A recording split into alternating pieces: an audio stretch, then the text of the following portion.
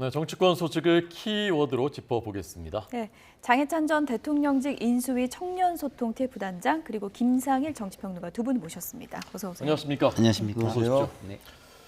자, 오늘 첫 번째 키워드 궁금합니다. 네, 내용 확인해 보겠습니다. 보여주시죠. 국민의힘 당대표 이준석 당원권 정지 6개월을 의견하였습니다. 본인은 일이 아님에도 불구하고 7억 원이라는 거액의 투자 유치 약속 증서의 작성을 단독으로 결정하였다고 믿기 어려운 점 등을 종합적으로 고려했을 때 이준석 당원의 미소명을 믿기 어렵다고 판단했고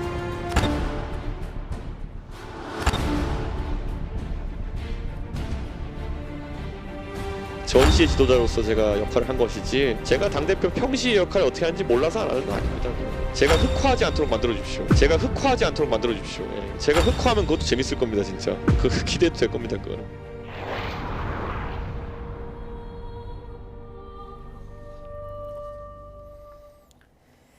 네, 초유의 당대표 징계가 나왔습니다. 장해찬 전 단장 나와 계신데요. 네. 일단 이번 징계, 당 내에서는 어떻게 받아들이고 있습니까? 당연히 충격적으로 예. 받아들이고 있죠. 당초 당 안팎에서 거론되던 수위보다 징계 수위가 더 높았기 때문에 많은 당원들이 또 충격에 빠져 있는 것 같고요. 걱정되는 것은 이 윤리위의 징계 의결로 이 사태가 일단락되고 내용 관계에 있었던 국민의힘이 수습되는 것이 아니라 이제 더 큰 혼란으로 출발하는 것이 아닐까 하는 우려가 많이 됩니다. 제가 기존의 방송에서 여러 오해를 감수하면서까지 윤리위가 수사기관보다 먼저 결과를 내는 것에 대해서 부정적이라고 말했던 것은 물론 윤리위와 수사기관의 목적이 다르긴 합니다만 예. 수사기관의 기초적인 결론 이전에 윤리위에서 징계 처분을 내리면 누가 과연 수용을 하겠느냐라는 것 때문이었습니다. 마찬가지로 윤리위가 어떤 결정을 섣불리 내리는 것에 대해서 반드시 수용하지 못하는 반대급부가 생기기 때문에 윤리위가 이렇게 서두를 필요가 있는지, 다른 예를 보면 대법원 확정 판결이 나오고도 아직 윤리위에서 처분을 안 한 이 국민의힘 출신의 전직 의원들, 현직 의원들이 꽤 있거든요. 그런데 이건 1심 판결이 나온 것도 아니고 기소 유무가 정해진 것도 아니잖아요. 왜 이렇게 서두르는지 모르겠다는 말씀을 계속 드렸는데 제 우려가 현실이 되고 말았고요. 이 징계를 잘했다 못했다 뭐 누구 책임이다 아니다 따지기 이전에 국민의힘은 집권 여당입니다. 그렇다면 이 혼란을 수습하고 국정 운영의 동반자로서 정부를 뒷받침할 의무가 있는 것인데 지금 다들 이 윤리위를 수수방관하다가 막상 사태가 터지고 나니까 이제 어떻게 수습할지 누가 리더십을 가지고 나설지 아직까지는 오리무중인 상황이라서요. 중진들이나 당내 의원들 같은 경우도 이 부분에 대해서 글쎄요. 어떤 답안지를 가지고 있을지 솔직히 뾰족한 수가 떠오르지가 않습니다. 네, 김상일 평론가님은 윤리위 결정에 대해서 어떤 시각으로 보셨는지, 적절하다고 보셨는지요? 글쎄요, 좀 이게 예견이 되긴 했는데 좀 이게 굉장히 아니길 좀 바랬던 결과가 좀 나왔다고 저는 생각을 하는데요. 왜냐하면 기본적으로 이렇게 되면 집권 여당이 국민을 위해서 해야 할 역할을 잘하기가 좀 어려워집니다. 그럼 이 상황을 이제 수습하기 위해서 이후에 어떤 일이 벌어질 것이냐, 이걸 좀 예측을 제가 개인적으로 해본다면 이 혼란상을 좀 덮기 위해서 다른 이슈들을 만들어낼 것이다. 그것이 아마도 제가 예측하기는 사정정국이 빨라질 것이다. 이렇게 생각이 됩니다. 그리고 그 사정정국의 또 명분 중에 하나로 우리가 당대표한테도 이렇게 엄격하게 잣대를 들이댔다라는 것을 명분으로 또 삼지 않을까 이런 우려가 좀 되거든요. 근데 지금 경제적인 상황이나 모든 국정 상황이 어려운 상황입니다. 근데 그것을 사정정국으로 덮는 것이 가장 효율적이라고 지금 판단하고 밀고 간다면 국민들은 좀 더 피해를 보는 상황이 오지 않을까 이렇게 우려가 되고요. 지금 저렇게 윤리위가 그 사실관계가 완전히 확정되지 않았는데 징계를 한다? 그런 네. 경우를 저는 많이 보지 못했거든요. 네, 네. 본인이 받아들였을 때 그거를 네. 사전에 좀 조사를 해보고 본인이 어느 정도 수긍을 하거나 정보가 굉장히 입증 자료가 확실할 때 네. 이럴 때 신속하게 당의 피해를 줄이기 위해서 어떤 징계를 하는 것은 보았지만 이렇게 논란이 심한 상황에서 징계를 이렇게 빠르게 그리고 강하게 한다? 좀 이해가 안 되는 상황이 있긴 하고 저는 사실은 개인적으로 이게 이렇게 진행되질 좀 않기를 남의 당의 상황이긴 하지만 아니길 좀 바랬던 사람으로서 안타깝습니다. 예, 중징계 배경을 좀 짚어봐야 될 것 같아요. 조금 전에 이제 수사기관에서 뭐 유죄인지 무죄인지 이런 관련해서 이제 판단이 좀 필요하다고 하셨는데 지금 윤리위에서 밝힌 건 성상납 의혹을 우리가 가린 게 아니다. 증거인멸 의혹과 관련해서 소명이 부족했다. 이런 부분을 지적했거든요. 제가 이 이야기를 하면 또 누구 편드는 것처럼 오해받을까 봐 마음이 참 무거운데요. 예. 이런 기준으로 징계를 해서 직무 정지하는 게 선례로 굳어지면 이 다음에 윤리위에 안 올라갈 정치인이 별로 없을 겁니다. 그러니까 물론 윤리위가 수사기구가 아니기 때문에 이 법적인 처분과 별개로 윤리 내외에서 징계를 내릴 수 있는 권한이 있죠. 하지만 그 같은 경우는 예를 들면 최강욱 의원 사건처럼 그 정황이 명백하고 그 자리에 그 발언을 들었다는 사람들이 다수가 있을 때 이게 법적으로 처벌할 사안은 아니지만 당에게 심대한 누를 끼쳤을 때 처벌하는 것 정도가 윤리위가 할 수 있는 역할이지 이 사건 같은 경우는 이미 경찰에 고소고발이 접수되었고 예. 참고인 조사가 이루어졌고 그럼 이제 당사자라고 할 수 있는 이준석 대표에 대한 경찰 조사도 이루어질 겁니다. 다만 현재로서는 소환 조사조차 되지 않았고 기소 유무조차 결정되지 않은 상황에서 윤리위가 앞서 나가는 게 경찰 조사에도 좀 부정적인 영향을 끼칠 우려가 충분히 있거든요. 그럼 다음에 이제 국민의힘이나 민주당이나 여러 명의 당 대표들이 계속해서 정당 정치가 이어지면서 배출되게 될 텐데 뭔가 의혹이 발생하고 논란이 있을 때 수사기관의 기소 유무조차 보지 않고 윤리위가 이렇게 빠르게 당대표 직무를 정지시킬 수 있는 징계를 또 내리지 않을까. 뭐 의혹이야 만들기 나름 아니겠습니까? 근데 증거인멸 정황은 네. 그러면 정황이 좀 구체적이지 않다 이렇게 보시는 그러니까 건가요? 그 부분에 대해서 저는 김철근 정무실장이 각서 뭐 투자 유치서를 써준 건 여전히 이해하지 못한 입장이고 계속 비판한 입장입니다만 예. 그게 이준석 대표의 지시로 이루어졌다는 명백한 증거가 없는 상황에서 너무 빠르다는 말씀을 드리는 것이고요. 제가 앞서 강조한 것처럼 지금 윤리위에 또 징계 대상으로 올라가 있는 분들 중에서도 대법원 확정 판결로 유죄 취지 판결 받은 분들이 있어요. 제가 뭐 실명을 거론하지 않겠습니다. 그런데 이분들은 기소, 1심, 2심, 대법원이라는 수많은 절차가 다 지나는 동안 윤리위에서 징계 안 하신 거잖아요. 근데 이준석 대표에 대해서는 기소라는 첫 번째 허들도 넘기 전에 징계가 됐어요. 저는 뭐 제가 이준석 대표를 비호할 이유도 없고 지금 우리 당내에서 이준석 대표에게 조금이라도 유리한 말 하는 게 저한테 도움될 리는 하등 없겠죠. 다만 윤리위라는 기구가 이준석 대표에게 특혜를 줘서도 안 되지만 이준석 대표에게만 가혹해서도 안 된다고 보는 것이거든요. 근데 지금의 이 결정은 징계 유무보다는 이 징계를 내린 시기가 너무 빠르다라는 예. 생각을 좀 많은 당원들이 하게 될 것 같습니다. 개인적으로 제가 장여찬 단장 말씀에 동의하는 게요. 이게 굉장히 심각한 게 윤리가 앞으로 정적 숙청의 수단으로 이렇게 사용될까 봐 굉장히 좀 우려스러운 부분이 굉장히 동의가 됩니다. 네. 자, 두 분이 모두 이제 그 징계 윤리위의 징계에 대해서 이제 부정적인 입장이시니까 또 그렇게 생각하지 않는 시청자들도 계시고 제가 이제 그 대변에서 이제 그렇게 한번 여쭤보겠습니다. 네. 이 뭐 증거인멸이나 위조 교사 등에 대해서 판단을 했다는 것은 그에 앞서 있었던 선행 행위에 대해서도 어느 정도 이제 공감대를 이뤘다라는 뜻으로 해석될 수도 있지 그렇죠. 않습니까? 예, 예. 자, 그렇다면 대표라고 그냥 넘길 수 있느냐? 최강욱 민주당 의원은 역시 당원권 정지 6개월 받았는데 그냥 이렇게 넘기면 이것도 공정이 아니지 않느냐라고 판단했을 가능 그 부분에 대해서는 어떻게 생각하십니까? 그러니까 최강욱 의원 거는요. 저 장희찬 단장께서 잘 말씀을 하신 것처럼 보좌진이라는 상대적으로 굉장히 을에 해당하는 그리고 그 정직한 말을 하기조차 좀 어려운 입장에 있는 사람들이 다수의 증언이 있었어요. 그렇기 때문에 이거는 정황적으로 굉장히 특정이 되는 것이다라고 저는 말씀을 드리고 싶고요. 지금 이 건은 증거 인멸과 관련해서는 지금 앵커께서 말씀하신 거에 저는 100% 동의합니다. 증거 인멸은 있었을 것 같아요.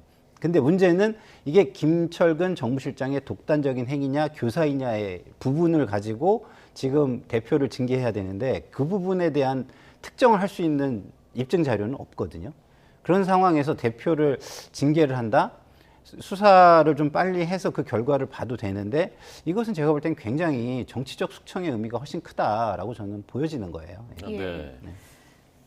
김철근 실장은 지금 2년이 나왔잖아요. 그렇다면 윤리위에서 그때 이제 지난번 윤리위 때 한번 소명을 길게 들었고 네. 그 부분과 이준석 대표의 소명을 들어도 뭔가 윤리위 입장에서는 뭔가 구체적인 그래도 정황 증거가 있다 이런 배경이 있는 거 아닙니까? 어쨌든 그 각서 투자유치서를 써준 장본인은 김철근 정무실장인데요.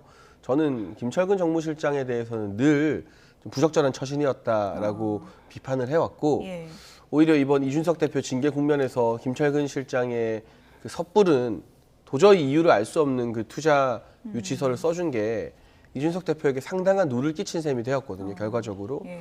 그 부분에 대해서 제가 따로 평하거나 뭐 이거의 적절성에 대해서 말하고 싶진 않아요. 다만 그러한 투자 유치서를 써주라고 지시를 했는지 그 투자 유치서에 써준 대가가 뭐 증거 인멸인 것인지에 대해서는 명확한 게 안 나왔기 때문에 대표 직무 정지에 대해서는 이게 좀 논란의 여지가 있겠다고 보는 것이고요.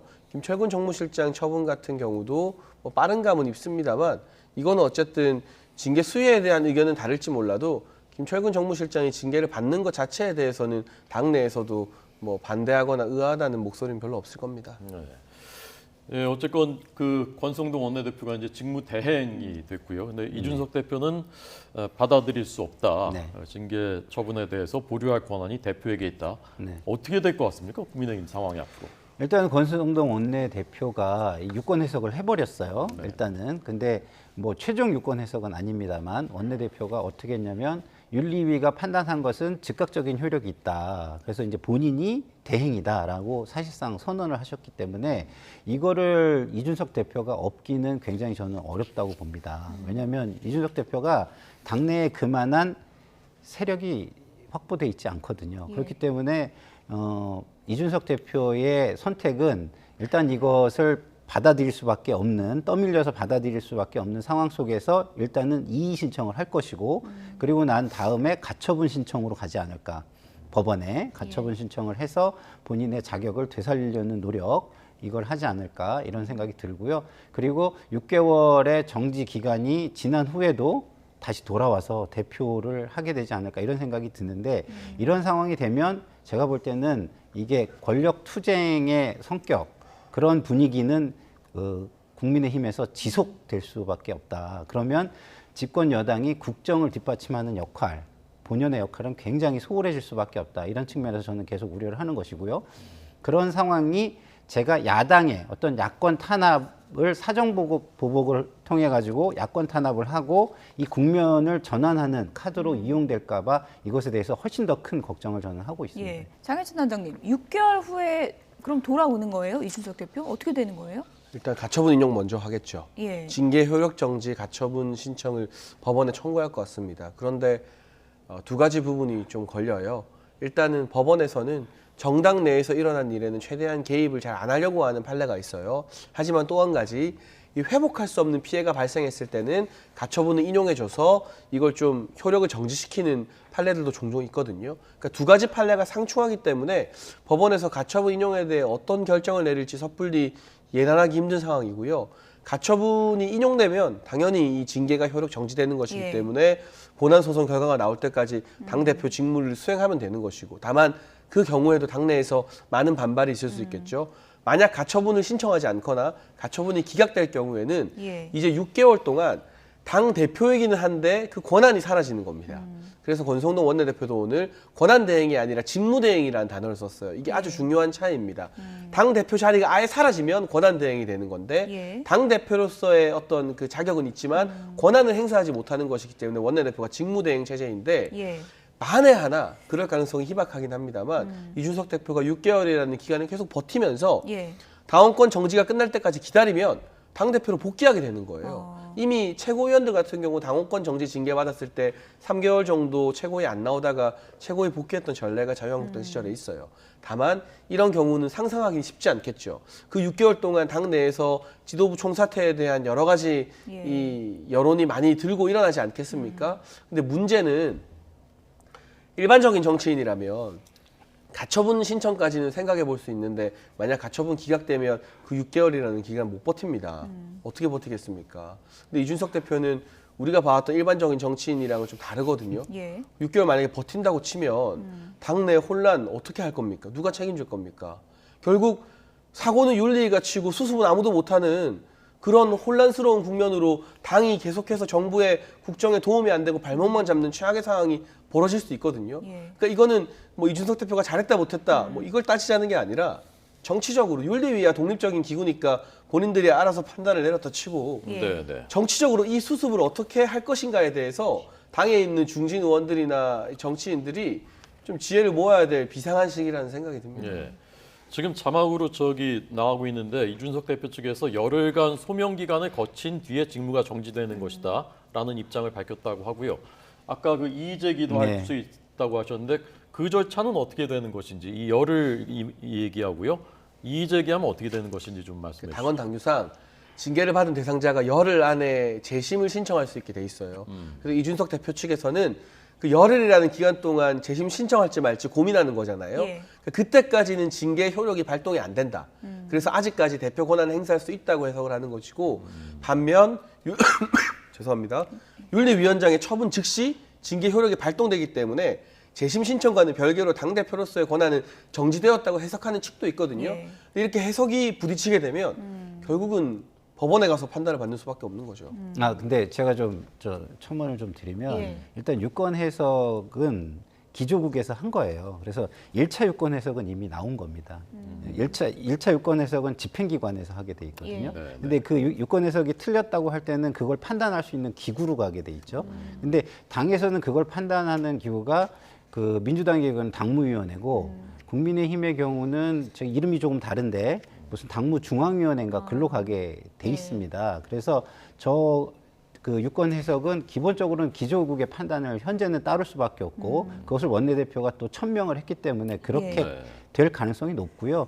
이의 제기를 이준석 대표가 했기 때문에 당무위에 준하는 어떤 국민의힘의 기구에 어떤 회의를 열어서 최종 유권 해석을 할지는 잘 모르겠습니다만 유권 해석을 또 해달라고 하는데 안 하면 이게 또 정치적인 어떤 논란으로 또 번질 가능성이 있어 보입니다. 네, 이렇게 네. 중징계 해석에 대한 또 논란이 커지고 있는 상황이고 공교롭게도 어제 윤리위 징계 결정이 나기 전에 의혹 폭로에 배후가 있다. 이런 또 언론 보도가 나오기도 했었죠. 이와 관련한 이준석 대표 어떤 얘기했는지 들어보시죠. 선거 뛰었던 그 시기 동안에도 정말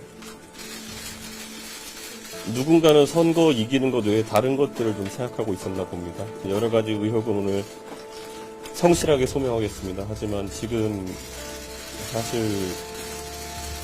지난 몇 개월 동안 그렇게 기다렸던 소명의 기임에도 불구하고 마음이 이렇게 무겁고 허탈할 수는 없다는 생각을 합니다. 지난 1년 동안의 그 소름이라는 것이 아까 그 보도를 보고 진짜 북받쳐 올랐습니다. 네. 1년간의 서름이 이제 북받쳐 올렸다고 얘기하면서 이제 울먹이는 모습도 볼 수 있었습니다. 윤리위 이제 들어가기 전에 이제 인터뷰를 한 모습을 봤는데 어떻습니까? 이준석 대표는 계속해서 윤핵관을 지목하지 않았습니까? 근데 이제 윤리위 배후에 뭐 정치적인 입김이 있었다 이런 것들은 여러 가지 한 주장의 갈래인데요. 예. 제가 그 부분에 대해서 뭐 이렇다 저렇다 아는 바도 없고 확인을 할 수도 없는 부분이고요. 다만 그 윤리위에 윤심이 작용한 건 아니냐는 논란에 대해서는 이런 논란 자체가 불거지는 게 이준석 대표에게도 유리할 것이 없고 그리고 소위 이제 친윤이라고 하는 중진 의원 그룹에서도 그러한 논란 불거지는 건 대단히 부담스러워할 겁니다. 대통령께서는 당무에 개입하지 않는다는 원칙을 분명히 세우고 있고 또 그 원칙이 맞는 것이기 때문이죠. 다만 저는 계속해서 강조드리는 게 윤리위가 독립된 기구라고는 하지만 예. 정당 안의 기구로서 정무적인 판결이나 정무적인 고려를 안 하는 기구는 없거든요. 모든 정당의 기구는 정무적인 판단을 동시에 해야 되는 거 아니겠습니까? 그러니까 징계를 했어요. 좋습니다. 그럼 이 이후에 어떻게 수습할 것인가에 대해서도 윤리위원장이나 윤리위원들이 고민을 안 해도 되는 사람들인가? 그분들도 당직자인 거잖아요. 그러면 고민할 의무가 있었을 텐데 가처분 인용 신청부터 여러 가지 경우의 수들이 뻔히 예상되는 상황에서 글쎄요. 정말 순수하게 우리가 동화처럼 윤리위는 독립적인 기구니까 알아서 판단하는 건 어쩔 수 없어요라고 해야 되는 것인지 아니면 뭔가 물밑에서 당 대표실도 그렇고 뭐 여러 의원들도 그렇고 정치적 타결이나 정치적 해법을 위해서 노력했어야 되는 것은 아닌지 그런 아쉬움이 좀 두고두고 많이 남는 것 같습니다. 네. 조금 전 저희 일선 기자들이 전해온 소식으로는 이준석 대표가 이후의 모든 일정을 취소하고 대응책 마련에 들어간다라는 소식이 현장에서 전해졌습니다. 아까 처음 본 영상에 이준석 대표가 내가 흑화되면 예. 재미있어질 것이다라고 말해요. 전 사실 흑화라는 말을 이제 오늘 처음 들어봤는데 이게 무슨 뜻인지 어떤 의미인지 좀 해설을 좀 해주십시오. 그러니까 이제 옛날에 청나라 시대에 이제 이종호라는 사람이 이제 후흑이라는 거를 이야기를 해요. 네, 네. 그 정치에서 천하를 제패를 하려면 후흑해야 한다 이런 얘기예요. 그게 뭐냐면 후 얼굴이 두껍고 흑 마음이 검어야 된다 이런 이야기거든요. 그래서 검은 마음을 이야기하는 겁니다. 그러니까 백심과 흑심이 있는데 예. 흑심을 가지면 이제 흑화가 되는 것이죠. 그래서 뭐 본인이 그 선하게 당 대표로서 뭐 당을 위하고 뭐 국가를 위하고 당원을 위하고 국민을 위하고 이런 게 아니라 내 어떤 개인적인 이익을 위해서 가진 수단을 거기에 다 쏟아붓겠다. 뭐 이런 이야기가 될 수 있어서 저것이 앞으로의 또 당내 권력 투쟁의 또 어떤 신호탄 같은 이야기가 되는 것이죠. 네, 그러니까요. 지금 이준석 대표가 지금 어떻게 대응을 할지 고심을 하고 있을 텐데 일각에서는 이제 총구를 분명히 국민의힘 쪽으로 겨눌 것이다. 이렇게 이른바 뭐 흑화될 것이다. 이렇게 보는 시각도 있고 또 일각에서는 그만큼 당을 사랑했던 대표이기 때문에 그렇게 하진 않을 것이다라는 시각도 있더라고요. 어떻게 보십니까? 일단은 이제 법적인 절차에 먼저 들어간다고 예상해 볼 수 있겠죠. 가처분 인용을 받는 게 가장 중요해 보이니까요. 그런데 가처분도 가처분이지만 이렇게 된 이상 당원과 국민들의 여론이 상당히 중요하지 않겠습니까? 그리고 지금 국민의힘 내에서 많은 원내 의원들도 예상 밖 중징계에 조금 당황하고 있을 겁니다. 그렇다면 가처분 인용을 해서 법적인 투쟁을 하는 것과 동시에 어떻게 하면 당심과 민심을 자기 편으로 만들 수 있을지에 대한 고민을 해야 되는 것인데 이 시점에서 기다렸다는 듯이 이제 비판의 포문을 소위 아군에게 돌리는 것은 그렇게 이준석 대표에게 도움이 안 될 수도 있다라는 생각이 들어요. 이준석 대표를 강하게 지지하시는 분들 입장에서는 무슨 소리냐 하고 싶은 말 다 해라 라고 하는 마음도 이해가 됩니다만 지금 이준석 대표를 위해서 조언이나 충고를 하라고 한다면 이 정말 훌륭한 변호사들을 선임해서 가처분 인용이 되도록 하는데 일단 전력을 집중하는 게 맞고 예. 그 법원의 결과 가처분 효력정지 심판 같은 경우는 보통 일주일 안에 나요. 예. 이게 오래 끄는 예. 재판이 아니거든요. 그래서 그 판결을 보면서 좀 대응 방안을 준비해야 되는데 제가 계속 누누이 저는 이 윤리위의 결정에 대해서 이의를 제기하는 입장입니다만 윤리위와 무관하게 이준석 대표 같은 경우도 새롭게 이제 언론을 상대하고 앞으로 계속 뭐 정치할 거 아닙니까? 예. 가처분 인용과는 무관하게. 그때 나를 비판하는 사람들의 목소리 중에서도 한두 가지는 맞는 게 있을 거거든요. 그게 다 맞거나 다 틀리는 일은 잘 없잖아요. 그럼 내가 좀 이 계기로 업그레이드 되거나 변화할 것은 무엇인가에 대해서도 고민하는 그런 시기가 되면 좋지 않을까. 이런 말하면 또 이준석 대표 팬들한테 혼날까 봐 겁이 나는데요. 근데 그렇게 되기는 네. 좀 어려울 것 같아요. 예. 왜냐하면 이번 그 윤리위의 결정이 제가 볼 때는 굉장히 좀 일반적이거나 관례적이지 않고 이례적이거든요. 뭐 장 단장께서 말씀해 주신 것처럼 뭐 비슷한 시기에 더 심각하게 올라온 건에 대해서도 지금 다뤄지지 않는데 대표의 것만 이렇게 이례적으로 이루어졌다? 그러면 국민들이나 아니면 이준석 그 지지층에서는 이거를 승복하기 어려운 사람들이 꽤 많이 있을 겁니다. 그러면 그것은 무엇이 되냐면 여론전의 명분이 되는 거예요. 그러면 어떤 법적인 것에 기대기보단 이준석 대표 입장에서는 정치인이기 때문에 여론을 끌고 오는 게 훨씬 중요하잖아요.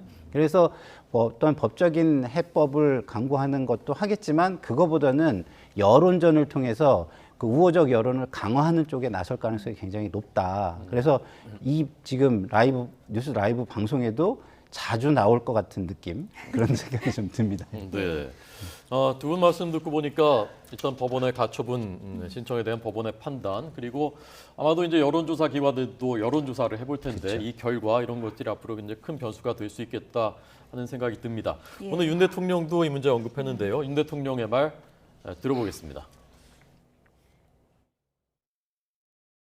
저도 국민의힘의 당원의 한 사람으로서 참 안타깝습니다. 그러나 대통령으로서 늘 제가 말씀을 드렸지만 당무에 대해서 어떤 언급을 하는 것이 적절하지 않고 당을 수습하고 또 국민의 기대에 부응하는 당으로 이렇게 나가는데 당의 의원과 모든 당원들이 힘을 합쳐서 이 어려움을 조속히 잘 극복해 나갈 것을 기대하고 있습니다. 네, 이준석 대표 이번 징계 사태와 관련해서 윤심은 과연 어디로 향해 있는가 이게 굉장히 많은 관심을 끌었는데 일단 당의 일과는 좀 선을 긋는 모습을 유지하고 있는 것 같아요. 제가 앞서 말한 것처럼 여기에서 윤심을 언급하는 것 자체가 이 정부 운영에 뒷받침돼야 될 여당이 할 일은 아닌 것 같고요. 어느 쪽에게도 유리할 것이 없어요. 만약 윤심이 개입돼 있다고 하면 그게 뭐 이준석 대표에게 유리한 거겠습니까? 아니죠. 그러니까 이준석 대표 측에서도 윤심에 대해서는 언급을 안 해왔던 것이고 또 이준석 앞으로 대표 직접적으로 비판할 가능성은 없다고 보세요? 저는 그렇게 높지 않다고 봅니다. 그리고 또 이준석 대표와 계속해서 마찰을 했던 중진 의원들이나 일부 의원들 입장에서도 자기들이 함부로 윤심 이렇다 저렇다 하는 게 여론에 안 좋은 영향을 끼칠 수 있기 때문에 부담스러운 국면이라 저는 이 당무와 관련해서는 대통령을 개입시키지 않는 원칙을 좀 지켜야 된다라는 생각이 들고요.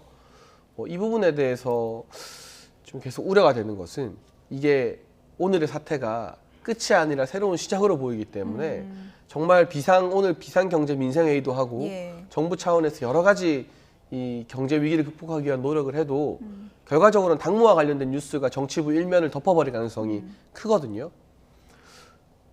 다시 한번 말하지만 근데 이거 예상 못했던 거 아니잖아요. 이렇게 수습이 안 될 거라는 걸. 그래서 저는 독립된 기구로서 판단을 내린 분들을 존중합니다만 이양희 위원장이나 윤리위원 한 분 한 분들이 앞으로 펼쳐질 정치적 사태에 대해서 일말의 책임감 정도는 느끼셨으면 좋겠습니다. 네. 저 다음 키워드로 넘어가기 전에 끝으로 이번 징계가 네. 이른바 2대남, 뭐 더 넓게 본다면 2030들의 그 민심 어느 정도 영향을 미칠 것이라고 보시는지요? 저는 이제 뭐 상당한 영향이 있을 거로 봅니다. 왜냐하면 이준석 대표가 상징성을 가지고 있거든요. 일종의 이제 아이콘이죠. 그럼 그 상징성을 어떤 덮을 정도의 명분을 가지고 이 징계가 이루어졌어야 반발이 없을 것인데 그렇지 않기 때문에 그 상징성에 감정이입을 하고 이 징계를 본인이 좀 징계를 받은 것처럼 느끼는 젊은 층이 상당히 있을 것이다 이런 생각이 드는데요. 방식은 어떤 방식으로 나타날지는 잘 모르겠어요. 왜냐하면 일반적인 방식은 탈당을 하고 항의하고 이런 것인데 이준석 대표는 선택을 어떻게 했냐면 오히려 그 층을 더 당에 입당을 시켜서 자기 세력을 더 강화해가지고 그거로 여론전이나 당내 싸움을 이어가겠다 이런 식으로 전략을 지금 짜고 있거든요. 예. 그렇기 때문에 앞으로 나타날 현상은 뭐 또 일반적이지 않고 새로운 양상을 띌 것 같은 어떤 느낌입니다.